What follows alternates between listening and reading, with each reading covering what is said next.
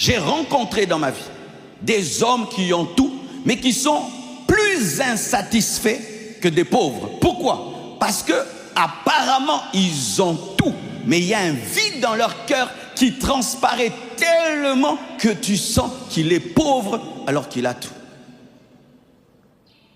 Certains, il est riche, il est intelligent, mais il a un complexe de beauté. Il a un complexe de beauté.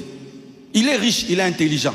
Mais depuis qu'il est enfant, on lui disait, tu n'es pas beau, tu n'es pas beau, tu n'es pas beau, tu n'es pas beau, tu n'es pas beau. Il grandit, il devient un grand homme, un grand serviteur de Dieu. Il devient grand.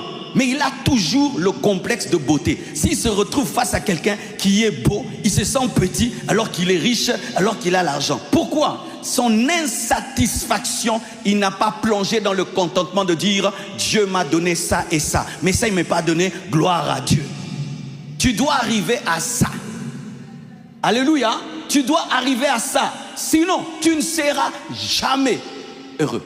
Jamais heureux. Et c'est quand d'autres aussi, ils ont le complexe intellectuel. Il est beau, il a l'argent, mais intellectuellement, il n'est pas très fort. Chaque fois qu'il rencontre quelqu'un d'intelligent, d'instruit, tu sens qu'il commence à le diminuer, qu'il commence à l'humilier, il commence à l'insulter. Souvent, c'est quoi? C'est le vide. Tu n'as pas fait un bilan pour dire à Dieu, merci, tu m'as donné ça et ça, mais tu ne m'as pas permis de faire des grandes études. Gloire à toi. Alléluia. Comment tu deals avec ton vide? J'ai vu des femmes qui n'ont pas d'enfants et qui ont un problème. Chaque fois qu'on bénit les enfants ici, chaque fois qu'on présente les enfants, tu es mal à l'aise, tu ne loues pas Dieu, tu ne bénis pas Dieu. Pour toi, c'est un temps de torture quand on présente les enfants. Comment tu deals avec ça? La puissance du contentement te libère de la convoitise, te libère de la jalousie. Tu es content pour ce que Dieu fait dans la vie des autres parce que tu sais aussi que Dieu a fait dans ta vie. Alléluia.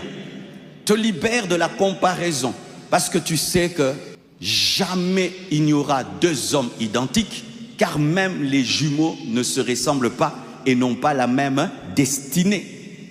Tu auras la joie et te concentreras sur ce que tu as au lieu de te concentrer sur ce que tu n'as pas.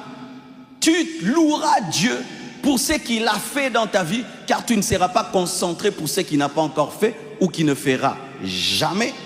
Et tu auras un esprit de reconnaissance au lieu de te plaindre à chaque instant. Et tu auras un esprit d'adoration, car tu seras concentré sur ce que Dieu est au lieu de te concentrer sur ce que tu es et ce que tu as. Et tu auras la vraie joie, une joie 4x4 qui est capable de subsister quand tu as et quand tu n'as pas, et dans tes plénitudes et dans tes vides, ça fait de toi un homme heureux.